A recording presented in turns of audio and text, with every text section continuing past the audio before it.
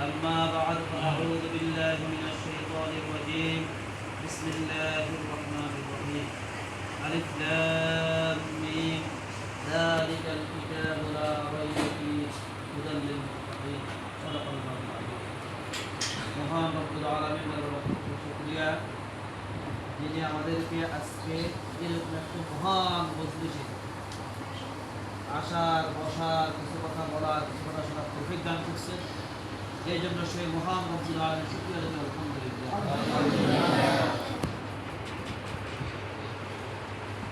রব্বুল আলামিন হাফেজে কোরআন এদের মাধ্যমেই এই কোরআনুল কারীমের হেফাজত করবেন। আপনার পরিশুদ্ধ হাদিস শুনেছেন ইন্না নাহনু নাযালনা যিকরা ওয়া ইন্না লাহু লাহাফিজুন। রব্বুল আলামিন বলে যে আমরা এই কোরআন অবতীর্ণ করছি এবং এই কোরআন সংরক্ষণের দায়িত্ব আমার কাছে। এই কোরআন সংরক্ষণ হবে যারা কোরআন মজিদ হিফজ করবে তাদের মাধ্যমে। রব্বুল আলামিন হাফেজে কোরআনের মাধ্যমে কোরআন সংরক্ষণ করবেন। আর রাসূল কারীম সাল্লাল্লাহু আলাইহি ওয়াসাল্লাম বলেন মান ইউরিদিল্লাহু বিহি খায়রান ইউফাক্কিহু ফিদ-দীন। রব্বুল আলামিন যাকে ভালোবাসেন, মহব্বত করেন, পছন্দ করেন তাকে এই কোরআনুল কারীমের ইলম দান করেন। তাহলে এই কোরআন দুনিয়ার সবার শিখার সৌভাগ্য হয় না, হয় অনেকজন ইচ্ছা করলে হয় না। এই কোরআন ওই ব্যক্তির মুখস্থ করার সৌভাগ্য হয় যে ব্যক্তিকে রব্বুল আলামিন পছন্দ করে। আমাদের দেশে কোন সরকার চালায়, সরকার চালায়, হ্যাঁ সরকার চালায়। আমরা কি সরকারের যে সরকারের প্রধান তার বাসাকে আমরা যেতে পারি সবাই? হ্যাঁ জি না, আমরা যেতে পারি? যেতে পারি না। তার সাথে কি আমরা সাক্ষাৎ করতে পারি? তার সাথে সাক্ষাৎ করতে পারে কে? যে তার খাস লোক, বিশেষ লোক, সে তার সাথে সাক্ষাৎ করে। তার বাসায় তাকে দাওয়াত দেওয়া যার সাথে তার সম্পর্ক আছে। আমরা ইচ্ছা করে যেতে পারবো না, পারবো? ঠিক তদ্রূপ রব্বুল আলামিন যিনি ইহজগৎ পরজগতের মালিক, এই কোরআন তার কালাম, এই কোরআন তার কালাম। এই কোরআন সবার অন্তরে রাখবেন না, এই কোরআন তার অন্তরে রাখবেন যাকে তিনি পছন্দ করেন, তার সাথে তার সম্পর্ক তার কাছে রাখবেন। সুতরাং এই কোরআন যার অন্তরে থাকবে তার দাম কতটুকু? রাসূল কারীম সাল্লাল্লাহু আলাইহি ওয়াসাল্লাম বলেন যদি কোনো ব্যক্তি হাফেজে কোরআন হয় এবং এই কোরআন অনুযায়ী সে আমল করে, কিয়ামতের ময়দানে তার সুপারিশে তার বংশের ভিতর থেকে 10 জন যাদেরকে জাহান্নাম অবধারিত, যাদের উপরে দোজখ ফরজ হয়ে গেছে, ওয়াজিব হয়ে গেছে, এরকম 10 জনকে সুপারিশ করেছে জান্নাতে নিয়ে যাবে। তাহলে বুঝেন কিয়ামতের ময়দানে সকল আম্বিয়া কেরাম ইয়া নাফসি ইয়া নাফসি বলে, কিন্তু একজন হাফেজে কোরআন যদি এই কোরআন মোতাবেক আমল করে, ওই হাফেজে কোরআন সুপারিশ করে তার পরিবার থেকে 10 জনকে জাহান্নামের আগুন থেকে মুক্ত করে জান্নাতে নিয়ে যাবে। তাহলে ওই হাফেজে কোরআনের দাম কত? রাসূল কারীম সাল্লাল্লাহু আলাইহি ওয়াসাল্লাম বলেন পৃথিবীর বুকে একটি মাত্র গ্রন্থ, যে গ্রন্থ ওযু সহকারে বা ওযু ছাড়া যেভাবে পড়ো প্রত্যেকটা হরফে 10 নেকি, প্রত্যেকটা হরফে কত নেকি? 10 নেকি। এই যে ধর 1 পৃষ্ঠা এখন সে পড়ছে, 1 পৃষ্ঠা কতগুলো হরফ হবে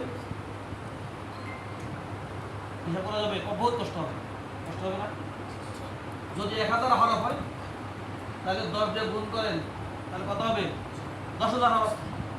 10,000 নেকি এখন যে পড়ছে তার আমলনামা হয়েছে, আর আমরা যারা শুনছি সবার আমলনামা হয়েছে। আর মাসুম বাচ্চা যারা আছে নিষ্পাপ, এরা যত তেলাওয়াত করে তেলাওয়াতের সওয়াব তার আব্বা আম্মার আমলনামা লেখা হয়।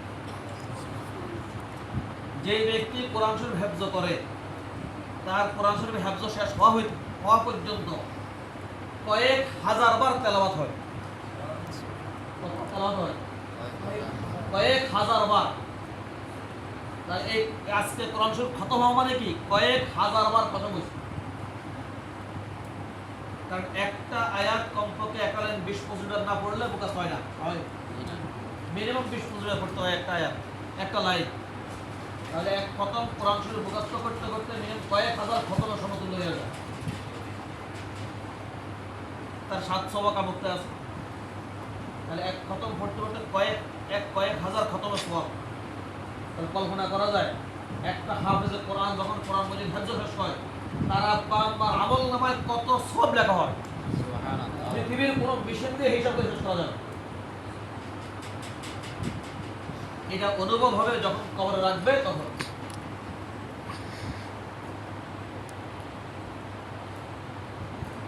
রাসূল কারীম সাল্লাল্লাহু আলাইহি ওয়াসাল্লাম বলেন, রব্বুল আলামিন কিয়ামতের ময়দানে বলবে, আমার পরিবারের লোকজন কই?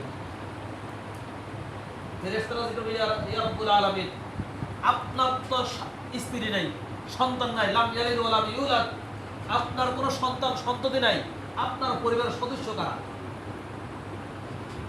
রব্বুল আলামিন বলবেন, হুম আহলুল কোরআন আহলুল্লাহি ওয়া খাসাতু, যে আমার পরিবারের সদস্য হলো যারা দুনিয়াতে কোরআন শিখছে, কোরআন শিখাইছে। সুবহানাল্লাহ। যারা কোরআন শিখছে, কোরআন শিখাইছে, তারা হলো স্বয়ং রব্বুল আলামিনের পরিবার পরিজন। তাহলে যারা রব্বুল আলামিনের পরিবার পরিজনের সদস্য হবে কিয়ামতের ময়দানে এবং দুনিয়ার জমিনে, তাদের কোনো সমস্যা হবে? কিচ্ছু হবে না। তাদের খাওয়ার অভাব হবে না, জামা কাপড়ের অভাব হবে না, টাকা পয়সার অভাব হবে না, সমাজের সম্মানের অভাব হবে না। যে ব্যক্তি কোরআনকে যতটুকু মহব্বত করবে, যে ব্যক্তি কোরআনকে যতটুকু ইজ্জত করবে, রব্বুল আলামিন তার সম্মান ঠিক ততটুকু দেবে। কথা বুঝাইছে? এটা একটা সবচেয়ে বড় ফর্মুলা। কোরআন শরীফ পড়ে অভাব থাকবে, এটা হবে না। কোরআন শরীফ পড়ে অভাব হবে, তার এটা হবে না। কারণ এই কোরআন কার? আমাদের প্রধানমন্ত্রীর ছেলে কি না খাইয়ে মরে? হ্যাঁ, না খাইয়ে মরে। তাদের রাজকীয় হালত, প্রধানমন্ত্রীর ছেলে, রাষ্ট্রপতির ছেলে। সুতরাং আল্লাহর যারা পরিবার পরিজন, তাদের অভাব হবে কেন? এই অভাব হয় আমাদের কারণে। কার কারণে? আমরা কোরআনকে যে যতটুকু বেশি মহব্বত করব, রব্বুল আলামিন তার সম্মান, তার ইজ্জত, তার ঠিক জমিনের উপরে ততটুকু উঠাবে। এবং এখন এটা আপনার হাতে। আপনি এই কোরআনকে কতটুকু মহব্বত করবেন, কোরআনকে কতটুকু ইজ্জত করবেন, কোরআনকে কতটুকু মানে সম্মান করবেন, এটা আপনার কাছে। আপনি যতটুকু করবেন ঠিক রব্বুল আলামিন ওই পরিমাণ আপনাকে সম্মান বাড়াবে। সুতরাং কোরআন শরীফের সাথে সম্পর্ক থাকলে তার এই জমিনে অভাব হবে না, না খেয়ে থাকবে না, পোশাকে কষ্ট হবে না, কিচ্ছু হবে না। একমাত্র কারণ কোরআনকে ইখলাসের সাথে পড়তে হবে। এর সাথে এই কোরআন আল্লাহর নাম মনে করে অন্তর জায়গা দিতে হবে। এবং যারা আপনার অভিভাবক আছে, মাথায় এত রাখবেন, কোরআনের সাথে সম্পর্ক থাকলে সে কোনোদিন অভাবে থাকবে না, কোনোদিন থাকবে না। মানুষের জীবন কয়দিন? কত ছোট ছোট বাচ্চারা মারা গেছে না? আমাদের বয়স হবে পড়ে গেছে না? আমরাও চলে যাবো কদিন পরে, আমাদের আব্বারাও চলে গেছে, দাদারাও চলে গেছে, আমরাও যাব। জীবন কয়দিনের? কিন্তু যদি কোরআনের সাথে সম্পর্ক থাকে, রব্বুল আলামিন দুনিয়ার জমিনও সম্মানিত করবেন, আখিরাত তো আছে। আপনারা বলছেন, খায়রুকুম মান তাআল্লামাল কুরআনা, তোমাদের মধ্যে সর্বোত্তম কি? উত্তম, সর্বোত্তম। আপনারা নিজের মনকে ছোট করার কিছু নাই। স্কুলে ছাত্র যারা পড়ে, এদের থেকে তো কোনো সম্মান নাই, এদের কোনো সম্মান নাই। আপনাদের জন্য ফেরেশতারা তাদের ফাঁকা দিছে, আপনাদের জন্য সমুদ্রের মাছ, খালের মাছ, এরা দোয়া করে। যারা কোরআন শিখে ঘর থেকে যখন বাইর হয়, আসমান জমিনের ভিতরে যত পশু পাখি আছে সবাই এদের জন্য দোয়া করে। ছাত্রের জন্য দোয়া করে, ইউনিভার্সিটি ছাত্রের জন্য দোয়া করে। কেন দোয়া করে? আপনারা যতদিন পর্যন্ত কোরআন শিখবেন এই জমিনের জায়গা থাকবে, এই সূর্যের জায়গা থাকবে, এই চন্দ্রের জায়গা থাকবে। যেদিন মানুষ কোরআন ছেড়ে দিবে তখন এটা থাকবে না, তখন কিয়ামত হয়ে যাবে। এই কারণে পশু পাখি থেকে শুরু করে সবাই ছাত্রের জন্য দোয়া করে। এখন আপনারা প্রশ্ন করবেন যে আমরা যে কোরআন শিখতে আসছি পশু পাখি জানে কেমনি? রাসূল কারীম সাল্লাল্লাহু আলাইহি ওয়াসাল্লাম বলে, যখন একটা ছাত্র গত থেকে কোরআন শেখার উদ্দেশ্যে বাইরে হয়, আমরা আতর লাগালে সুগন্ধ হয়, পাইলে না? আশপাশের লোক পায় না? পায়। ঠিক একটা ছেলে যখন কোরআন শেখার জন্য গত থেকে বাইর হয়, তার শরীর থেকে একটা গ্রাম বাইর হয়, যেটা মানুষ আর জিন জাতি ছাড়া পৃথিবীর সমস্ত পশু পাখি যত প্রাণী আছে সকল প্রাণীর নাকে লাগে। এই গ্রামটা তাদের নাকে যাওয়ার পর তারা বুঝে যে কোরআন শেখার জন্য গত থেকে কোনো ব্যক্তি বাইরে হয়েছে। তখন তারা দোয়া করতে থাকে, রব্বুল আলামিন তুমি এই ছেলেকে দিনদার বানায় দাও, ফরেজগার বানায় দাও, আহলে ইলম ওয়ালা বানায় দাও, কোরআন ওয়ালা বানায় দাও। তারা আপনাদের জন্য দোয়া করতে থাকে। এটাকে কোনো স্কুলের ছাত্রের জন্য দোয়া করে? সুতরাং মন ছোট করার বাবা কোনো কাজ না। আমরা জমিনের উপর সবচেয়ে দামি জিনিস এটা আমরা শিখতেছি। এখন তুমি এটাকে যতটুকু ইজ্জত করবে, রব্বুল আলামিন তোমার সম্মান ততটুকু বাড়ায় দিবে। কোরআনকে যতটুকু তুমি মহব্বত করবে, রব্বুল আলামিন তোমার ইজ্জত ততটুকু বাড়ায় দিবে। কথা বুঝে গেছে? এবং জীবনে যতদিন বাঁচতে থাকে এখন থেকে তোমাদের সবার উপর নামাজ পড়া, কখনো নামাজ ছাড়বা, যেখানে থাকবে কি ছাড়বে না, নামাজ কখনো ছাড়বে না। এটা জরুরি জিনিস। ইমানের পরে সবচেয়ে গুরুত্বপূর্ণ জিনিস নামাজ। তুমি যেমন ধরো ফজর নামাজ পড়ো নাই, তুমি জোহর পর্যন্ত বাঁচবে, তোমার গ্যারান্টি আছে? হ্যাঁ, এই যে তোমরা কিছু খবর পাইছো আমাদের এই চন্দ্রগঞ্জের এক ফ্যামিলি 7 জন মারা গেছে, খবর পাইছো না? এরা তো বিদেশ থেকে আসছে যে বাড়িতে যাবো, আনন্দ ঘুরতে করবো, কিন্তু বাড়ি পর্যন্ত যেতে পারে নাই। এটা আমাদের বাড়ির এক লোক, তার 2 শালা মারা গেছে, বিদেশ থেকে আসছে, বিয়ে শাদী করবে, বাজার সাথে সব কিছু করছে, অ্যাক্সিডেন্টে 2 জন একসাথে মারা গেছে গত সপ্তাহে ঘটনার মনে হয়। এই কারণে তুমি যখন নামাজ পড়ো না, তুমি জোহর পর্যন্ত বাঁচবে না, এর কোনো গ্যারান্টি নেই। যদি তুমি জোহর আগে মারা যাও, তাহলে তুমি যে ফজর নামাজ পড়ো নাই, এই যে কবিরা গুনাহ করছো, এটা শাস্তি, মারাত্মক শাস্তি হবে। এই কারণে জীবনে যতদিন বেঁচে থাকো কোনো দিন নামাজ ছাড়বে না। কি ছাড়বে না? কোরআনকে মহব্বত করবা, কোরআনের সাথে সম্পর্ক রাখবা, তাহলে ইনশাআল্লাহুল আজিজ রব্বুল আলামিন দুনিয়ার জীবনও সুখী রাখবেন, আর আখিরাত তো আছেই, তার ভিতরে কোনো সন্দেহ নেই। কথা বুঝে আসছে? এখানে কোরআন শরীফ পড়ার আগে বেশি বেশি দুরূদ শরীফ পড়বেন, কোরআন শরীফ রাখি দুরূদ শরীফ পড়বেন, ঢাকার সময় কোরআনকে অন্তরের সাথে বুকের সাথে লাগাবেন। কোরআন যে টেবিলের সাথে লাগে এই টেবিলে দামি, রেয়ালের সাথে আপনারা লাগাননি, রেয়ালের সাথে আপনারা লাগান না, লাগাননি কেন? কারণ কি, রেয়াল তো কাঠ, আমরা খাটের উপর শুই না কেন? তো কাঠ, কিন্তু রেহাল আর খাট দুইটা কি এক জিনিস? হ্যাঁ, রেহালের সাথে পা লাগলে আমরা এটা সুমা দিই, মাথার সাথে লাগাই, কপালে লাগাই না? কারণ কি? কারণ হলো এই কোরআনের সাথে রেহালের সাথে সম্পর্ক হয়েছে। এই রেহালের উপর রাখি আমরা পড়ি, কোরআন শরীফ পড়ি, কি পড়ি? যার কারণে এই রেহালের এত দাম। আর এই কোরআন যখন আমার ভিতরে ঢুকবে, আমার দাম হবে না? হ্যাঁ, দাম হবে না? কত দাম! আসমান জমির সৃষ্টি করার 50,000 আগে, 50,000 বছর আগে রব্বুল আলামিন সূরা ইয়াসিন ফেরেশতাদের সামনে তেলাওয়াত করে শুনিয়েছেন। সূরা ইয়াসিন আর সূরা কাহাফ কাদেরকে শুনাইছেন? কে তেলাওয়াত করছে? আল্লাহ রাব্বুল আলামিন। যখন তেলাওয়াত করছে তখন ফেরেশতারা বলছে, ওই জবান কত দামি জবান, যে জবান দিয়ে কোরআন শরীফ তেলাওয়াত হবে। ওই অন্তর কত দামি অন্তর, যে অন্তরে এই কোরআন শরীফ রাখা হবে।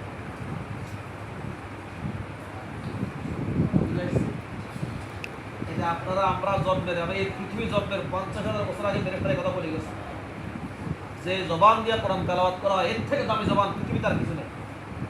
আর একজন হাফেজে কোরআন তার অন্তরে কোরআন শরীফ থাকে, তার থেকে দামি জিনিস আর কিছুই। এখানে সবসময় মনে রাখবেন এবং কোরআন শরীফ হুজুর সাথে পড়বেন, কোরআনকে তাজিম করবেন, কোরআনকে সম্মান করবেন। রব্বুল আলামিন আপনার সম্মান পাবেন। রব্বুল আলামিন আমাদের সবাইকে কোরআনের সাথে সম্পর্ক রাখার তৌফিক দান। সবাই দোয়া করবেন, আমাদের জন্য দোয়া করবেন। যে হুজুররা পড়াইছে এই হুজুরদের জন্য দোয়া করবেন। আপনারা এখন দোয়া দেন, এখন ওটা কবুল হবে। হুজুরদের জন্য বেশি বেশি দোয়া করবেন। হুজুরদের জন্য দোয়া করলে আপনার ফায়দা, আর ফায়দা আপনাদের লাভ। আর অভিভাবক যারা আছে, আপনারা জন্ম দিয়েছেন, বাপ এটা বহুত সম্মান, কিন্তু যে ওস্তাদে শিখেছেন তার দাম অনেক বেশি। সন্তানকে মানুষ করতে হলে ওস্তাদের সাথে সদাচরণ করতে হবে, এটা প্রথম শর্ত। ওস্তাদ সে যে ক্লাসের স্কুল হোক, মাদ্রাসা হোক, হিন্দু হোক, মুসলমান হোক, ওস্তাদের সম্মান অগণিত।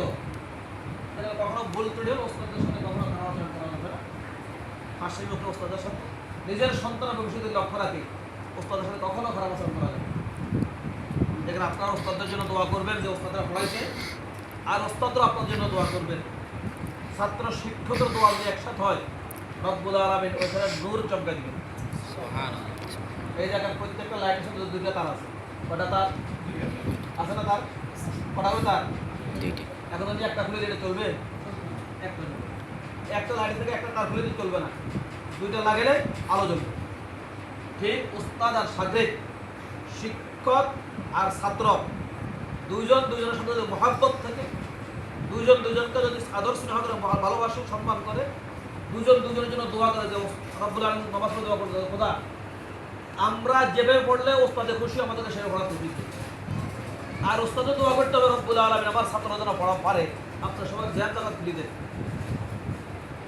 এইটা হলে ইনশাআল্লাহুল আজিজ ওইখানে বরকত হবে, ওইখানে ওই ছাত্র অল্প সময়ের ভিতরে ইনশাআল্লাহুল আজিজ অনেক উন্নতি করবে।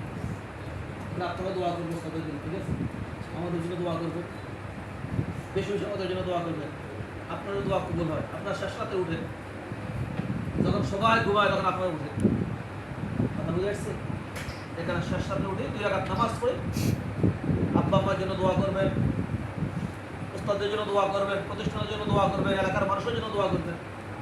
কথা বুঝে আসছে? ইনশাআল্লাহ রব্বুল আলামিন বরকতে বরকত রাখবেন। যে কথাগুলো বলছি আমাদের সবাইকে আমল করার তৌফিক দান করুন। আমিন। দুরূদ শরীফ পড়েন।